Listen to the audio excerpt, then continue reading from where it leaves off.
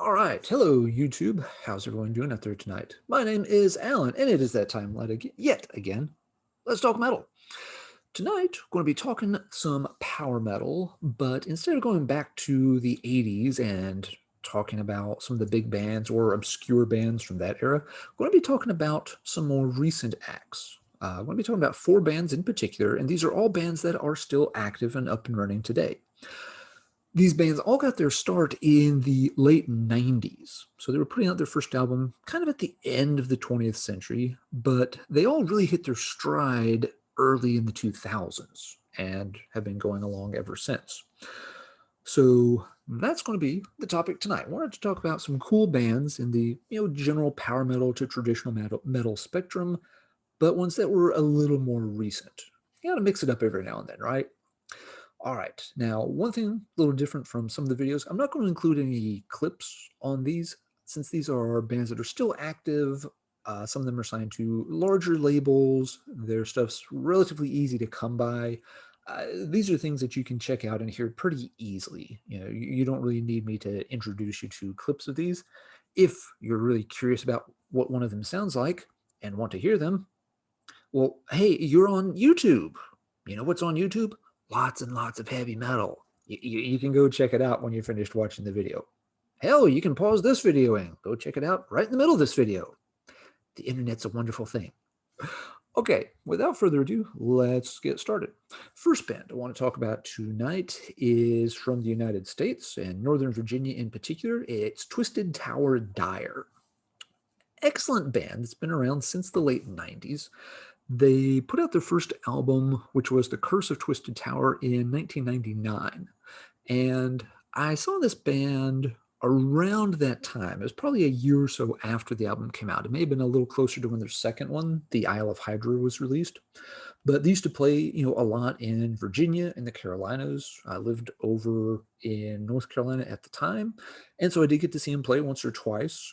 They were really good live band, had some good tracks. Got to talk to a couple of guys after shows, and they were always very nice and polite. I bought a copy of their debut album out of the trunk of their car, all that kind of typical stuff you do at metal shows. But yeah, on their first couple of albums, they were operating in a very interesting format, trying to make, a pretty high-minded kind of power traditional metal, not too fast, not too slow, not too sappy or anything. Yeah, it sounded good, and they had, flashes of brilliance. For example, on the self-titled, they had a song called The Witch's Eye that was really, really good and amazing live. They closed their live set with it, and it just brought the house down. Yeah, at the same time, it was a band that was still finding their footing a little bit. Both those first two albums are pretty good, but they're not ones I go back and pull off the shelf all that often. I think the band really hit their stride on the third album, which was this one, first one I still have a hard copy of, which is Crest of the Martyrs. Now, this one was a little controversial when it came out among fans because it does have a little bit of a stylistic shift towards what you might consider a little more of a European flavored power metal to it. It's not flat out Gamma Ray or Blind Guardian or Stradivarius sounding. I think it still has a little bit more of an epic gallop to it. And it still has a little bit more of the tougher American sound about it for sure. Personally, I thought it was a big step up for the band. I think it showed a more confident side. The songs were tighter. Lots of these are real anthemic, fist-pumping numbers that stick with you immediately. Whereas, again, some of the songs on the first two albums, tended to be longer. They meander a little bit more. They didn't stick with you immediately. It was more the exception than the rule. And here, all of them, yeah, were just fantastic tracks that got, hung in your brain after hearing them just one or two times. Vocalist Tony Taylor sounded incredible. They brought Jim Hunter on for this one on bass. He's played in lots of other bands. A lot of these guys were involved in other projects along the way too. But yeah, Crest of the Martyrs was where they really clicked. And moving forward, I thought they were going from strength to strength. But again, some folks didn't really care for that slight change in direction as much. They kind of lamented that they didn't stick to what they considered to be a little more of an original sound on the first two albums, which, okay, fair if that's what you like. They followed that one up in 2007 with Netherworlds. And Netherworlds was a very good album. I don't have a hard copy of it anymore, just because it's one that I never really wanted to play a whole lot. And it's not that it's a bad album whatsoever. It's just that the songs tended to be, very similar start to finish. It's a relatively long album, and it didn't have, lots of highs or lows. It was just kind of like, well, that's a pretty good song. The next one is a pretty good song. The third one, that's a pretty good song. The fourth one, that's a pretty good song. And so it felt a little repetitive by the time you're getting, to track 6, 7, 8. For me, the songs just didn't have quite as much, character and identity as the numbers on Crest of the Martyrs did. Again, it's a good album. There's nothing wrong with it. It's just that sometimes you've got to par down your collection. Sometimes you have to make hard choices. In other words, was not the Twisted Tower Dire album that I played very often. So I kept a digital copy, but let the original go. But it is a solid album. If you liked Crest of the Martyrs, there's nothing wrong with Netherworlds, other than just maybe the songs were a little too samey and the album's a little too long overall. All right. Now, unfortunately, the band had some tragedy after that. Around 2010, vocalist Tony Taylor passed away in an accident, which was a huge blow, of course, to the band and the metal community. He had a great voice. He sounded magnificent on not only the Twisted Tower Dire albums, but also on other projects that he sang for, such as Eisentor. And a lot of people wondered if the band would just hang it up at that point, but they did recruit a new vocalist and moved forward. Now, the new fellow, let me double check his name. It's slipping my mind at the moment. I don't think he had sung in a band before. It's Johnny Aune, Aune. And of course, he had some pretty big shoes to fill. But yeah, the band did come out with another album in 2011 called Make It Dark. It's this one. And this did not get the best reaction from fans when it came out. Again, a lot of people, really missed Tony's vocals. Some people, of course, were complaining that the band shouldn't be recording without Tony, which that's always a dicey argument to try to make. But personally, I think this is a very, very good and very fun album. It's a little more stripped down sounding than the last two albums they've done with Taylor. A little more straightforward, has a little bit more of a rocking out feel to it, a little less epic, grandeur. But the songs are very good and just very, very fun, very upbeat, very lively. It's a very fun album to listen to without being cheesy or corny in any way, really. It's on just pressing anyways, at least Cruise Still Sir. And yeah, this one I will still play on a semi-regular basis. It's held up very, very well over time. And while, some people I think didn't really give it a fair chance, I thought it marked, a pretty good beginning given the tough circumstances that the band had to sort of reboot under. All right. That one came out in 2011, and then the band was off the radar for about 8 years. And so once again, folks were wondering, are they going to do another album? The last one didn't seem to go over well. Maybe they're going to call it a day. But in 2019, they put out an album called Wars in the Unknown, which I bought digitally, so I don't have a hard copy to show. Not the greatest cover art on it, to be honest, but the tracks, once again, are very strong. Pretty fun. Is a good follow-up to Make It Dark. Of the two, I think Make It Dark is a little catchier, a little more fun, but Wars in the Unknown is a very fine album. I will probably pick up a hard copy of it when I stumble upon it in the wild someday.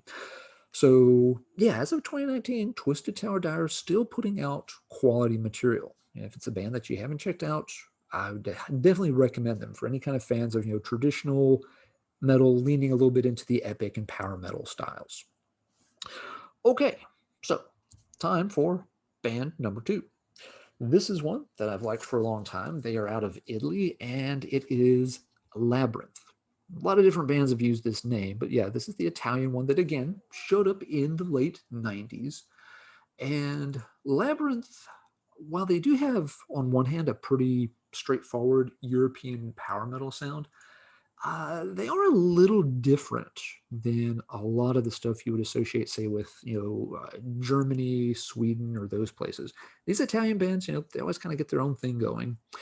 And some of the power metal bands in Italy, Labyrinth being a great example of this, they go for a little bit more of like a warm, dare I say, romantic overtone to the music. That, rather than just singing about, beer and metal and castles and epic stuff, it's got a little bit more of like a sort of a romantic vibe spliced through it. It's not really gothic. I wouldn't describe it that way at all. But yeah, it's just got a little different tone to the subject matter and the way it's delivered. The instrumentation does tend to be very similar to other standard European power metal bands, but just the mood they're trying to create, especially with the vocal delivery and such, yeah, it has this very different tone, which I think is pretty cool. And again, you hear it in other Italian power metal bands. Secret Sphere is a band that does the same kind of thing pretty well. So anyway, Labyrinth got this first album out called No Limits in '96, and it's a pretty good debut, pretty strong. The band, had an EP and demo before that, of course. This is a later reissue pressing of it. But while No Limits was good, the band really struck gold with their second album, which was called Return to Heaven Denied. And this is a fantastic power metal album. It's one of my favorites from the 1990s. It got a Metal Blade release. So again, they were getting attention from big labels. They were on Metal Blade for a while. And yeah, just this is a very well put together album. The songs run from one to another very smoothly. Each one is distinct. There's a lot of variety and just really strong start to finish. It's a great complete package. Love this album a lot. They followed this one up in 2001 with an album called Sons of Thunder. In between, they had an EP. I've got the EP, so I'll go ahead and show it. It's called Timeless Crime. And this was, redoing a couple of songs from No Limits. There's a really good cover on it, which is, it's not listed, of course. It's one of those hidden bonus tracks. If I remember right, it is Sanctuary. Is it Die for My Sins? Let me check for just a second. Make sure I'm not just completely messing that up. I don't have it listed here. Well, I believe it is a Sanctuary cover. Sorry if I'm getting that wrong, but it's a good cover tune. And it features, one of the new tunes that was going to be included on the upcoming album Sons of Thunder as well. It's a really nice EP. EPs like this can sort of be a take it or leave it affair where they're just doing, the remake an old song, throw a live song, throw a B-side, throw a cover song, and give them one new song. It's kind of, those things can be a real mixed bag, but this one, the band sounds really, really good on. So it's worth keeping around for sure. When Sons of Thunder came out, expectations were pretty high for it, and the album sort of missed the mark overall, I think. I don't have a hard copy of it anymore. I got it at the time it came out. Funnily enough, I traded for it with Jeff Wagner, the author and Old Metal Maniacs writer. I traded him a Witchfinder General 7-inch for a copy of Sons of Thunder on CD. One of the weirdest trades that probably either of us have ever done. Certainly I've ever done. But I had an extra Witchfinder General single I didn't need, and I didn't really want to pay for Sons of Thunder. So yeah, it was a fair trade at the time. But yeah, the band hadn't really changed their sound or approach at all, but somehow the album just was a little bit of a misfire. The cover art is rather crappy looking, considering this was a Metal Blade release, from a band that was again kind of high-minded, going for pretty strong, mature power metal sound. The cover looks really cartoonish. The art direction on it is just not good whatsoever. And they were trying to do a concept album that was, again, sort of like, French romantic, Louis the 14th period or something or another. European history, not my strong suit. And it just didn't come together. Individually, there were some decent songs on it, but the album overall just felt kind of tedious and like they missed the mark a little bit, which was a shame because I think it really cost them some momentum there.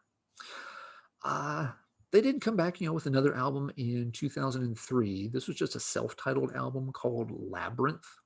This one was on Century Media Records. And Century Media, had a diverse catalog, but I don't know. This album just didn't feel right on Century Media somehow. Uh, One thing, for example, that just felt very out of place. This time they had used some cover art from Travis Smith, who around that time was, a very popular and very in-demand artist for heavy metal album covers. He did a lot of the classic Opeth album covers. He was one of the first artists to sort of become highly acclaimed, working like the Photoshop digital processing format of layering all these different images and stuff together. I used to talk to Travis quite a bit on some of the old heavy metal forums back around that time. We didn't always see eye to eye on things, but overall he was a pretty interesting guy. Um, I was never the biggest fan of his art style, just to be honest, just because I knew the guy, wasn't going to kiss his ass and just say, oh, you're the best thing ever. It's like, hey, some pieces I liked and some I didn't. This one I thought was especially atrocious, though. It's got this kind of like sunflower with a face that's in agony, kind of doing the thing, but like big sunflower petals around it. It just looks bad. And it's it's not corny, it's not interesting, it doesn't belong on a heavy metal record, in my opinion. That's not Travis's fault, necessarily. The band and the label, should have picked a much better visual representation for the album. But to be honest, the music wasn't much stronger on it either. It definitely felt like the band was getting kind of stuck and out of ideas around this time. So at that point, I checked out for a while. They did make some other albums around 2005, 2007, but it really wasn't until 2010 that they kind of got their groove back, and they did it by going a little bit retro, and they did return to Heaven Denied Part 2, A Midnight Autumn's Dream. And this did kind of return to form for the band. It got them back onto that style of the first couple of albums, shook off, the bad vibes from the previous few misfires, and they've moved forward since then. They've got a couple more recent albums, including one that's already come out in 2021, which I didn't know about until I was looking the band up for this video. But yeah, they released Welcome to the Absurd Circus back in January of 2021. Uh, Not sure about that album title. Again, they're sort of wanting to go for that whole Cirque Soleil with the slightly odd but magical and this sort of weird oddball romantic vibe about it still. I hope it's a good album. I'm going to check it out when I get a chance. But it's definitely the kind of thing I'll preview it. I'm not going to blind buy something because they've had some ups and downs. But the good albums in their catalog are definitely worth checking out. You may just have to pick and choose a little more carefully with some of the other titles. All right, so Italy's Labyrinth. Oh, and one just interesting footnote on the lineup there. Their keyboard player, Oleg Smirnov, was also doing keys for Death SS right around the turn of the century. So right about the time Labyrinth was getting big. Oleg was on some of the albums like Do What Thou Wilt when Death SS was kind of changing directions and making some waves with that. So little crossover project in Italy there. All right, time for band number 3. This one is going back to America and San Diego in particular. The band is called Cage. And Cage has been around for a while, put out several albums. We'll talk our way through them here. Early on, Cage had a pretty straightforward traditional metal sound. They were highlighted with a pretty strong vocalist, Sean Peck, and they released their first album around '98. It was called Unveiled, and I didn't hear that one until much later. I've only heard it once or twice. It's never really gotten my attention, to be honest. I first checked the band out when their second one came out, which was Astrology, this one. And it's a pretty solid album. It's not the greatest thing ever recorded, but it was good enough to keep me interested in the band and to check out future releases, which I'm glad they did because they moved from strength to strength over time. Cage at this stage, again, is still doing sort of a very straightforward traditional metal sound. There's a heavy Priest influence in their stuff. As you can kind of get from the cover graphics and such, they do a lot of songs that have sort of astrology overtones, some science fiction stuff. They also tend to do a lot of songs that have like historical references, World War II era themes to the lyrics, stuff like that. And again, overall, it's pretty solid. Uh, it's one of those albums that you feel like it's would have been better if they could have trimmed just one or two tracks off of it. That it ran a little too long for its own good, given that it doesn't have a ton of standout tracks. It's got a lot of good tracks, not very many really great tracks on it. But again, it was a good enough album that was just like, yeah, this gets a thumbs up at the end of the day. Well, I'll be interested to see what the band does next. Well, let's see, Astrology, let's see, Astrology came out in 2000, and so it'd be 2003 when they made their third album, which was called Darker Than Black, which is this one. And my version comes in this weird slipcase, which is actually has a three-dimensional cover to it. So as you move it around, the characters move a little bit, which is a little goofy, but actually kind of a cool effect. Kind of neat. Don't see that every day. And Darker Than Black definitely saw the band tightening up quite a bit. They're getting more focused. Again, sort of picking a direction and really now moving forward a little more steadily.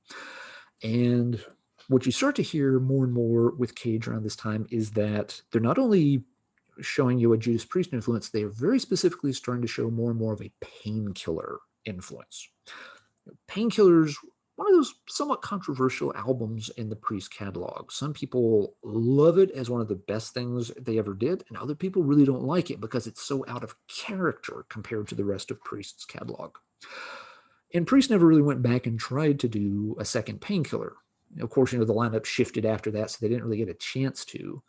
If you ever wondered what Painkiller Part 2 or Part 3 would sound like, you want to start checking out the Cage discography, starting around this album, because, yeah, they definitely go in a Painkiller heavy direction, which I'm okay with. Again, Priest didn't really follow up on it.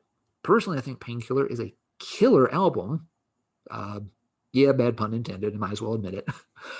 But yeah, Cage kind of picks up that ball and runs with it pretty well. And again, they're doing similar things. They're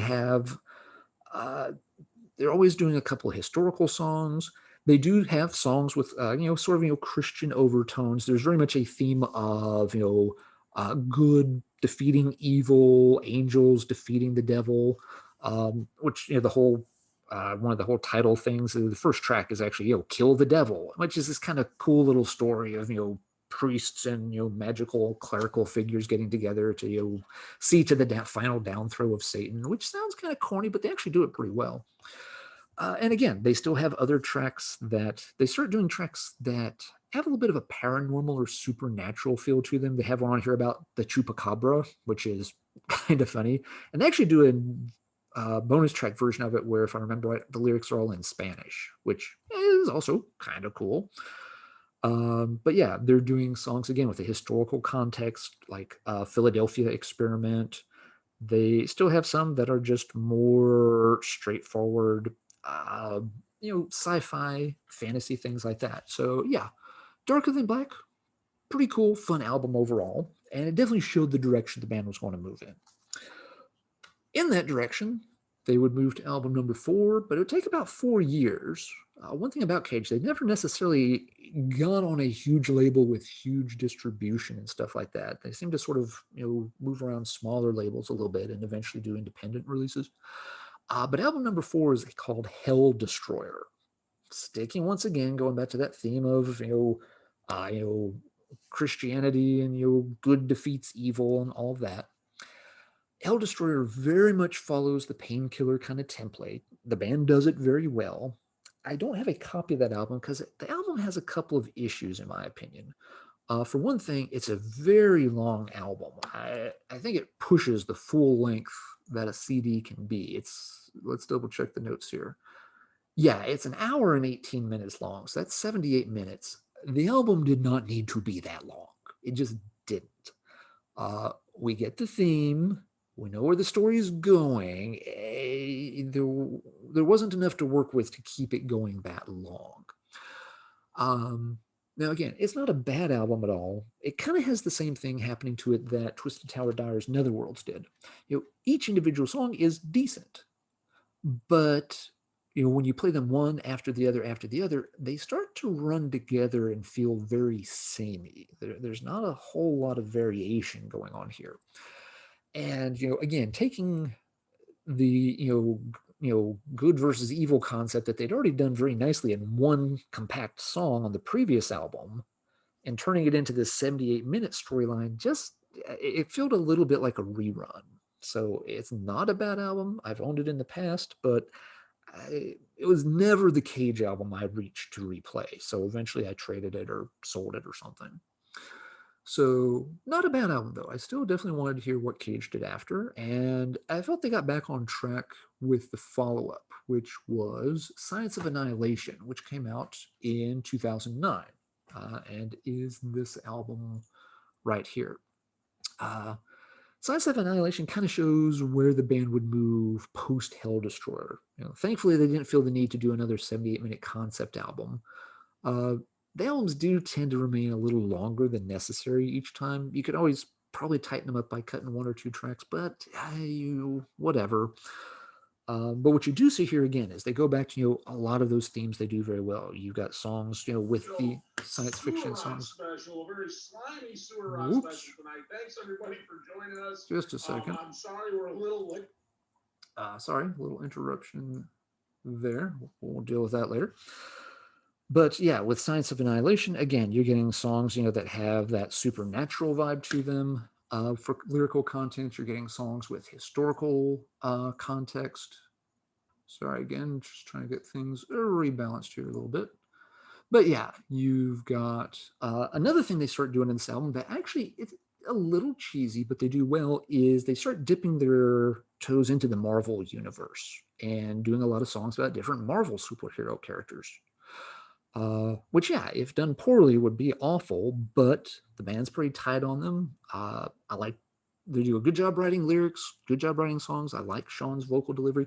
So yeah, when you've got songs like Scarlet Witch and Spirit of Vengeance, that being a Ghost Rider song, they've got. I think it's on this album. They've got one about Thanos and stuff. They work quite well. They're still doing their historical songs like Operation Overlord. They're still doing, and D Glock is on this one. So yeah, there's a good range of subject matter. The songwriting's still good. I like the album. I think it's pretty solid in the style. Still very much in that Painkiller-esque delivery. When you're good at something, you just keep doing it. And Cage is a good example of that. They don't really change the formula much at this stage.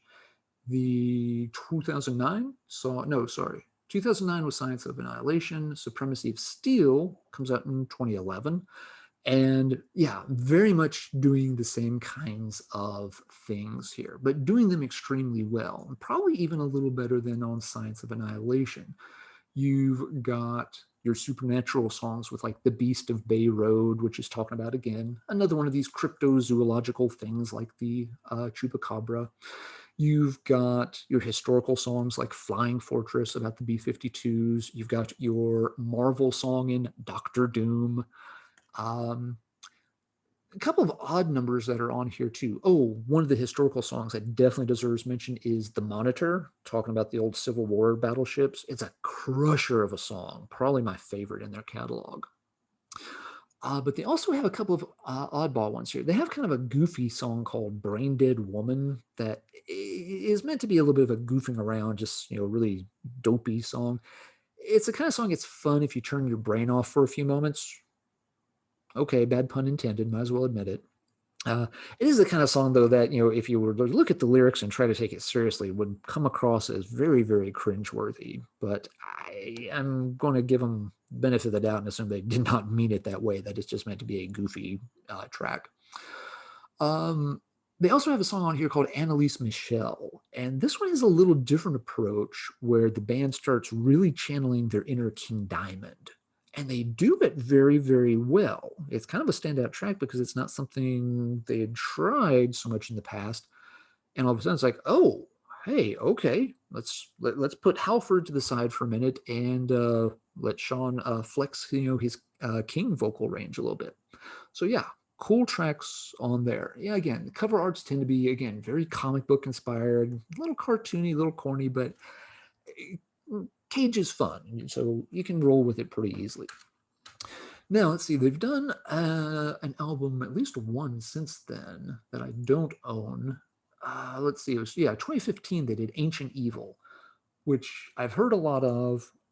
I've never been able to really track it down. Every time I see a copy of it somewhere, it's like $18.99, and I'm just like, I'm not going to pay that for a domestic CD. Sorry, but it seems to have the same themes. You've got the kind of comic book inspired art, songs with historical titles, supernatural titles, comic book titles. So again, it seems like they're sticking to their guns and doing it pretty well. In 2019, they did sort of a re-release of Science of Annihilation called Science of Annihilation Re-Annihilated. And I don't really know the deal with that. If they just re-recorded the whole thing for reasons, maybe they weren't happy with the way it came out originally. Not really sure what was up with that. So haven't really had any new Cage material since 2015, but hopefully something will be coming along in the near future. Really good band, very talented, very good at what they do. If you like that painkiller style delivery in your American power metal, you're going to like Cage. If you don't like that, you're just not going to. Not much else to say about the band. I have heard that there are some issues with live performances, that sometimes ego can be a thing with certain members in the band, and maybe a little difficult to work with in a live setting. But whatever. I've never seen them live. I've heard enough stories along those lines over the years to think that, okay, yeah, maybe they're not the easiest guys to play with live, but they certainly do a good job playing this style of metal. All right, got one more band that I wanted to talk through tonight. And for this one, we're going over to Denmark with a band that I think did some glorious albums for a few years before they fell off the map. And I'm hoping they're about to bounce back. And this is Denmark's Wuthering Heights, which, okay, let's just go ahead and admit it. That's not the most metal band name you could come up with. What is it? Emily Bronte novel? Pretty sure that's Emily Bronte novel. Never read that one in high school, so if I'm off, I'm off. But regardless, it doesn't exactly scream chains and leather, and it's not that kind of album. Wuthering Heights, again, started in the late 90s with, power metal style albums. They did Within in 1999 and To Travel Forevermore in 2002. And these albums were okay, but in my opinion, they were not great. I had copies of them back in the day, played them. They didn't make a strong impression ever. So these were pretty easy cuts when I was thinning out the CD collection 5 or so years ago. But when they made their third album in 2003, it was this one called Far from the Madding Crowd. Weird title. It's not Maddening Crowd like you'd think it would be. It's Far from the Madding Crowd. I don't know if something got lost in translation. Maybe it's a Danish thing. I don't know. And I don't care because the album is glorious. This is got some folky parts and influences, but it's incorporated into the power metal structures really, really well. They have a very strong vocalist in the band at this point. Make sure I get his name right here. It's Nils Patrick Johansson. A lot of people have described him as being comparable to Dio, which, to be honest, I never quite got that comparison, other than the fact that they both have like this sort of strong mid-range voice that projects very well. But calling him Dio is an awfully big compliment. He's a good vocalist, but let's not go overboard there, folks. Anyway, excellent album. The songwriting here is top notch. The guitarist, and again, let's make sure I get names as right as I can. Eric Raven is the main songwriter for the band. It reminds me a little bit of a Danish Martin Walkyier. Very, intricate lyrics, lots of subtle wordplay, really good prose included in a lot of the lyrics. Works really well. And again, there's some folky influences. They do a cover by a folk band. I don't remember which one it is, but they also do just some really great European power metal. If you like, late '90s and 2000s era power metal, this is the cream of the crop. This will blow anything like, from Ed Guy or Stradivarius, those bands from this era. No, Wuthering Heights blows them all away. Uh, I actually came across the band because this was right around the MySpace era when all bands under the sun were trying to put their songs on MySpace to be checked out. And I first discovered them there after somebody had recommended them to me. I have no idea who. It would have been on an old heavy metal forum somewhere. But yeah, amazing album. Love it to death. It's also, it has its fun moments and all. It's not trying to be completely serious or overblown or egotistic. For example, they have a really fun little instrumental on here called Bad Hobbits Die Hard. You gotta like that. The band moved on to more albums. Let's see. So that was 2003. The next one came out in 2006 called The Shadow Cabinet. Um, this is a very solid album.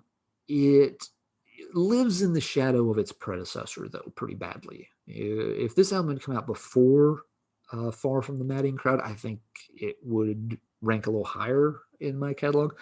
But it's when you have the two side by side, there's just no contest. I'm going to pick the other album 10 times out of 10. But that said, this is still a very strong album with good tracks on it. It just can't quite live up to the previous album, but it shouldn't go overlooked or, there's no reason to disparage the album whatsoever. It's still a very fine effort, very much in the same style of what they were doing. Again, here's another band like the others we've been talking about tonight. It's right around that third album when they tend to really find their groove and it clicks and they take that ball and they run with it. The band really hit it out of the park, though, with the following album. So this would be album number 5 that came out in 2010, and it's called Salt. And as the name and the artwork suggests, this album has a lot of nautical themes. It's not a concept album in the sense of telling a story. That's not going on. But a lot of the songs somehow relate back to the sea or, sailing vessels, sailors, stuff like that. And it works just fabulously. Raven's songwriting is just out of the world on this. Incredible lyrical interplay. It really does deserve to be mentioned right beside anything that Martin Walkyier ever wrote with Sabbath or Skyclad. It's that good. The instrumentation is fantastic. And again, there's just the little hints on ways they work in different nautical things here. One song, very much has kind of a bouncy, sea, chanty song to it. One song kind of has, I think it's literally like, a little accordion thing, like you think of, sailors dancing around on decks and made up pirate movies and all that. And it works so very well. It's an amazing album. I'd rank it probably as one of my 10 favorite albums of the 2010s. In that entire decade, this album is that good. If you like European power metal and you like intelligently written lyrics with lots of little subtle prose and lyrical wordplay, you've got to check this band out. They are absolutely amazing at it. Now, unfortunately, for most of the past decade, the band has been on hiatus. I don't know the details, but Eric Raven had some kind of medical condition come up where it was very hard for him to play. I don't know if it was some kind of arthritis or tendonitis or something, maybe something even more serious. But bottom line, the band had to be put on hiatus for a long time while folks got healthy again. However, I have been seeing blurbs over the past few months that the band is back to active status. So I'm really hoping that they get the band back together and we finally get a follow-up to the excellent Salt album, because you can tell this guy is a lyrical genius, a songwriting genius. Taking a bunch of years off I still have no doubt that they can come back and put out an incredibly strong album, that they've probably got great material and great ideas to work with now that they're going to be able to deliver it again. So here's hoping that maybe we see a new Wuthering Heights album, within another year or so. Okay, that is going to wrap up our look at some power metal from the 21st century. Now, let's talk metal in the comments down below. What other bands in this style have really resonated with you from the past couple of decades? Which ones are still going strong that you're waiting on a new release for, that you're hoping they'll come back around and give us a new album sometime pretty soon? There are lots of other great bands in this style, and I'll be talking about more of them in future videos. So if you have suggestions, recommendations, things that you'd like to see me chat about and give some attention to, by all means, leave a comment down below and let me know what I'm missing out on. Okay, everybody, that's going to do it for this time. So until the next video, everybody take care, and as always, keep banging your head.